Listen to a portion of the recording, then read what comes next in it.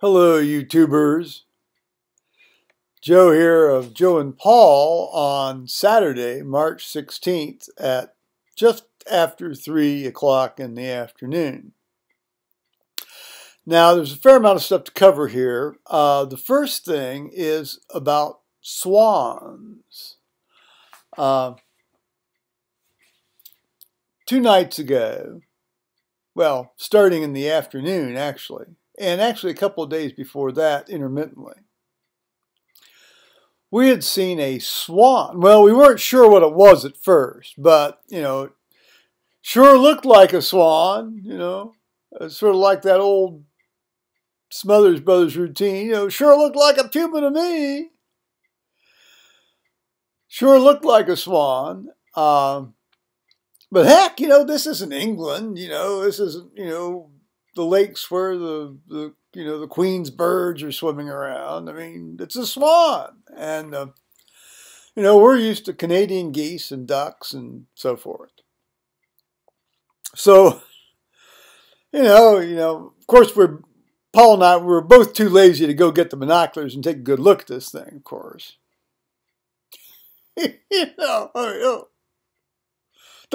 Don't bother to get the binoculars where you can actually see it, put the 10 powers on it.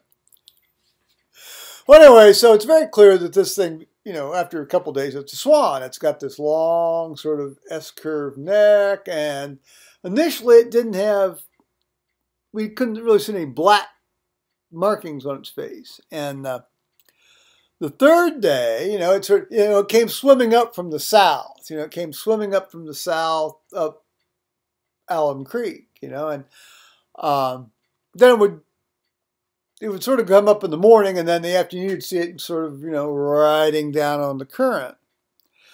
And that went on for 3 days. And then so 2 days ago, it came up, and it stayed the entire day.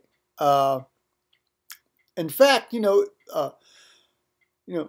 there were 2 pair of Canadian geese, well, 1 pair of Canadian geese that were in the same area, and they were quite close to each other. They easily were within, 8 or 10 feet of each other, and they appeared to be indifferent to each other's presence. So I concluded that meant that neither one of them felt that the other bird was a threat to it. And this swan was, feeding off we've got a shallow area. Well, depending on the level of the creek, we have a shallow area where these guys were. And they, they're eating around on the bottom and eating around on the bottom. And I thought, well, this thing's going to wander off and go back home, as it has been doing over the course of the last 3 or 4 days. And it stayed. And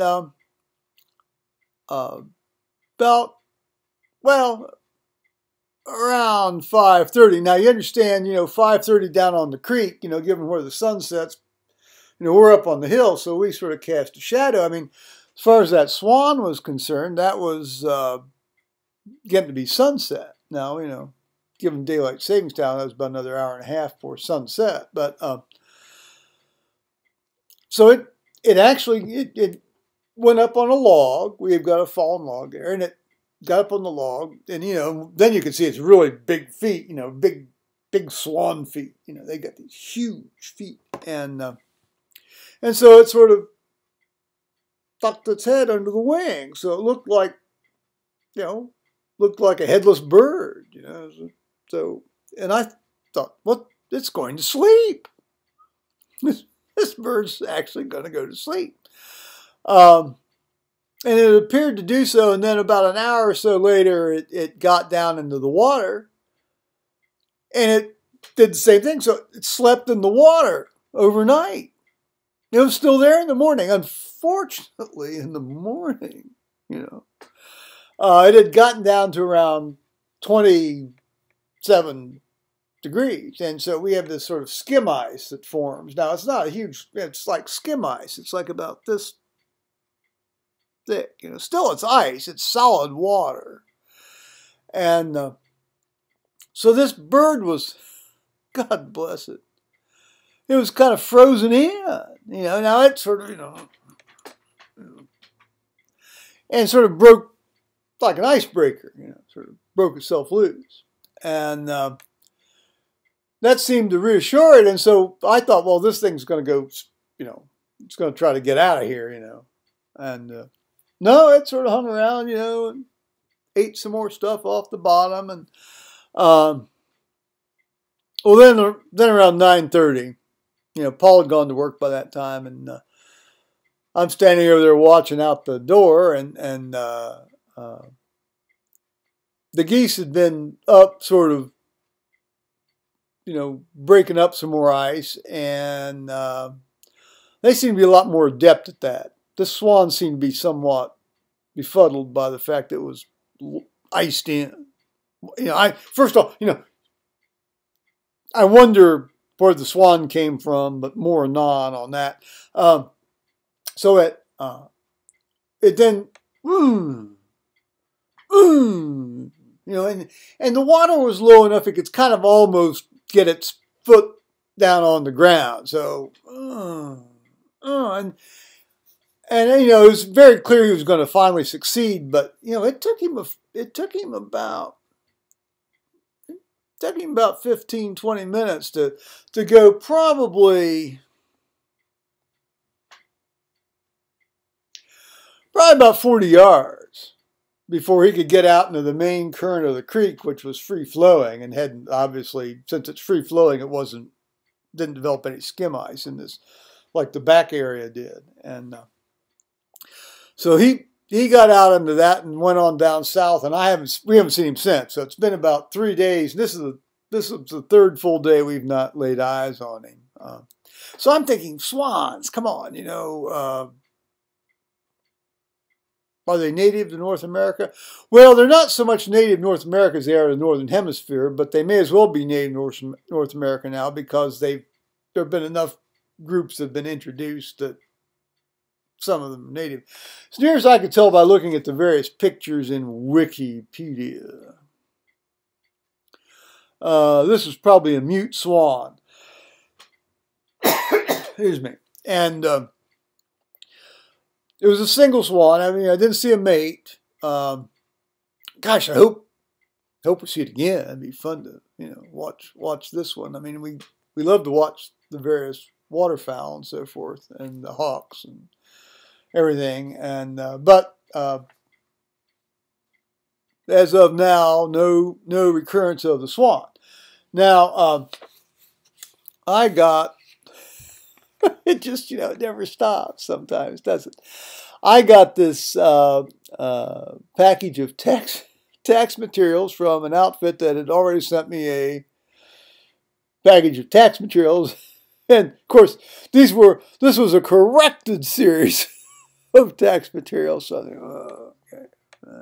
Well, as it turns out, saves me money. Well, not that much money, but now that I don't actually charge for my time, I decide to go ahead and, do the taxes all over again.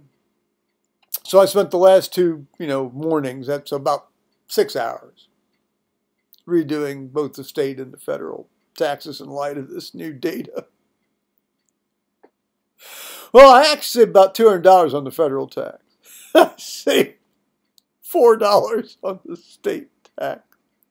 And of course, the first time out, the PDF fill-in files didn't work on the states. I didn't try the feds at that point. But this morning, it all worked out fine. So, I said, you never know when they're going to shut down. So I just took advantage of it, and I got that all. It looks, you can do it by hand, and I've always done it by hand. But I thought, it looks so much neater when you have the little blue ink on the fill-in forms you can print off on your printer, file. I feel so computerized now. It's so wonderful. Well, let's see. So Paul was at his physician on Thursday and got good news, and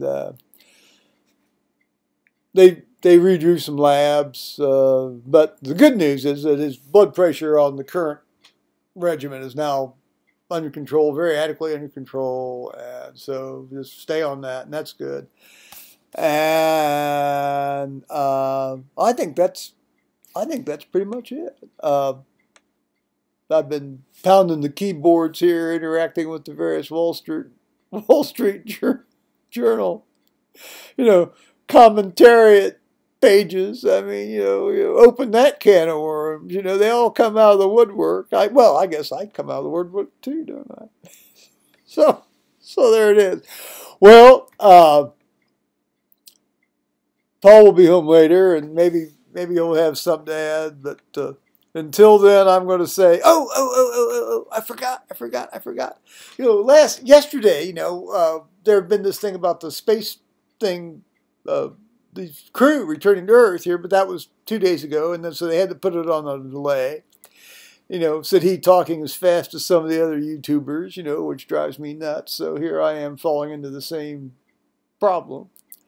And but so last night, at about 8 o'clock till midnight, we watched the NASA TV coverage and the ISS Stormway.ru coverage, which is pretty much the same coverage, but sometimes they switch the views and so forth. And so we sat up till Wednesday. We both had our computers going. We were each watching it on our respective computers. I mean, it's just great.